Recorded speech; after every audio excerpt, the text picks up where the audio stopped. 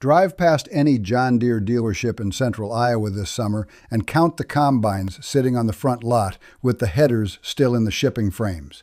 I did it twice in June, once outside Ames and once north of Marshalltown, and the second lot had more machines wearing last year's model plate than I have seen since the middle 1980s. That is not a feeling.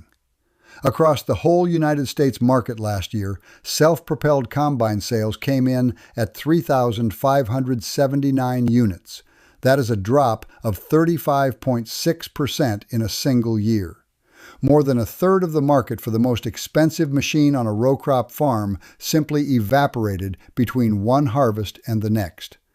Now, the last time I watched machinery stop moving like that, I was a teenager watching my father's neighbors lose ground they had farmed since before the war. The numbers. Those figures come from the Association of Equipment Manufacturers, which counts what the manufacturers actually ship. Total United States farm tractor sales for the year finished at 195,857 units, down 9.9%. Combines down 35.6%. Kurt Blades, a senior vice president at the association, said the December data reflected the economic instability and the pressure farmers faced. That is trade association language for a market that quit. Let me say one thing and then I will not bring it up again.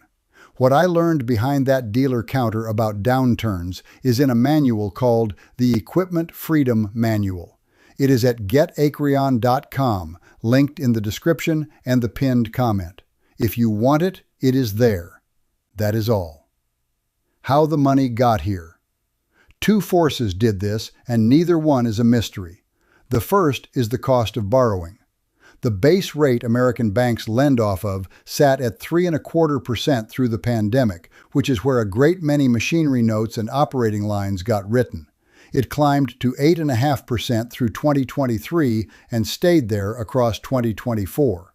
It has come back down since to 6.75% as of December of 2025, and I want to be honest that this is a real improvement. But an operating note written at 3.25 and renewed at 8.5 is a different loan, on the same ground for the same crop. The second force is that the crop stopped paying. Net farm income peaked at $182 billion in 2022. The forecast for 2026 is $153.4 billion, roughly $48 billion below that peak, about 24% down. Meanwhile, the inputs did not follow the grain price down. Work published this July by Iowa Farm Bureau alongside Iowa State University and the Iowa Bankers Association put corn input costs up 37% and soybean inputs up 36% against 2021. Christopher Pudenz at Iowa Farm Bureau called it the third year in a row in which crop costs outpaced crop revenues. 3 years. That is past the point where a man carries it on last year's reserve and into the point where he carries it on the bank's patience. Joe Springer, who manages agricultural lending at Compeer Financial, said the hard part now is not the price level, but the volatility, that it is more challenging to manage in this type of environment because of the swings. I have sat across a desk from a lender saying a version of that sentence, and I can tell you what it means when translated. It means the loan officer no longer trusts his own forecast, and a lender who does not trust his forecast lends less to everybody, including the operators who are doing everything right. Where the damage is showing. Total farm debt for 2026 is running near $624.7 billion, up about $30.8 billion in a year, and that is the second straight year of 5% growth. The piece that ought to concern you is not the land debt. It is the other kind, non-real estate debt, meaning operating notes and machinery paper, is up nearly 35% since 2020. That is the borrowing a man does to plant a crop, not to buy ground, and it is the borrowing that kills fastest. Chapter 12 is the bankruptcy chapter written specifically for family farmers. 315 of us filed in 2025, which is 46% more than the year before.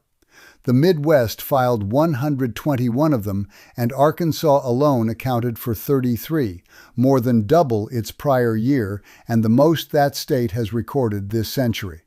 And in Iowa, the share of farms the Outlook classifies as financially vulnerable went from 7.7% in 2022 to 19% by the end of 2025, roughly one operation in 5.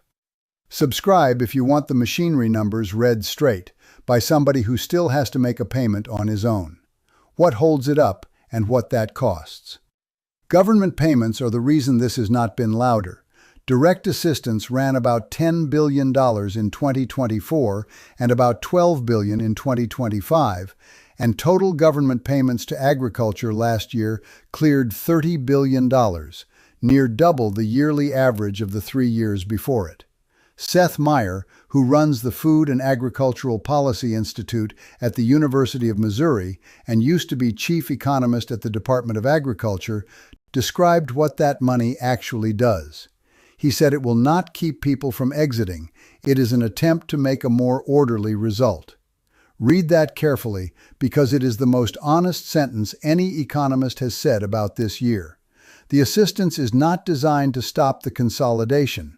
It is designed to slow the speed of it so the countryside does not tear. Every industry has a number it watches to see the future before the future arrives, and it is almost never the headline number. In trucking, it is Class 8 orders, because a fleet stops ordering trucks about a year before it stops hiring drivers. Farm machinery is our version of that gauge. A combine down 35.6% in 1 year does not mean farmers stopped needing combines. It means they decided to run the old one more season, and that decision, made by 100,000 operators at the same time, is the sound of an industry bracing. I talked to a 6th-generation operator this spring whose family has farmed the same Wisconsin ground since 1861, and his people came through the 80s intact. He is buying inputs forward and watching his yields, and he is not shopping for a combine. Multiply that man by every county from Ohio to Nebraska, and you have the 3,579 number, built one cautious decision at a time. The honest part. Now I have to tell you where my own title goes further than the evidence, and I am not going to soften it. Most agricultural economists say flatly that this is not the 1980s, and after going through the numbers, I think they have the better case. Chad Hart at Iowa State was asked directly whether this looks like that decade, and he said no, that is not what he is seeing. He put current conditions closer to the late 2010s. Look at why. Interest rates then ran near 20% against 6.75% today. Iowa cropland lost 61% of its value between 1981 and 1987, falling from about $2,147 an acre to under $800, and nothing remotely like that is happening now. Roughly 84% of Iowa farmland is owned free of any debt, and the bankruptcy count is the clearest tell of all. 315 Chapter 12 filings last year against 9,556 across the 1980s, in a decade when an estimated 300,000 farms went bankrupt or were foreclosed. Those are not the same order of magnitude. They are not close. So what is actually true is narrower than my headline and harder to sit with. This is not a collapse. It is a grind, and a grind takes the same farms in the end, only slower and with less notice taken. The machinery numbers are real, and they are severe, and they are telling us that operators across this country have quietly decided to defer, repair, and hold rather than trade. That decision is not weakness, and it is not poor management. It is the correct read of a market by men who have been through this before and who are not going to be the ones caught holding new iron and an 8.5% note. Nobody in Moline is going to say that out loud. I will. Subscribe if you want the farm economy told to you the way your banker talks about it after the meeting. not the way the press release reads.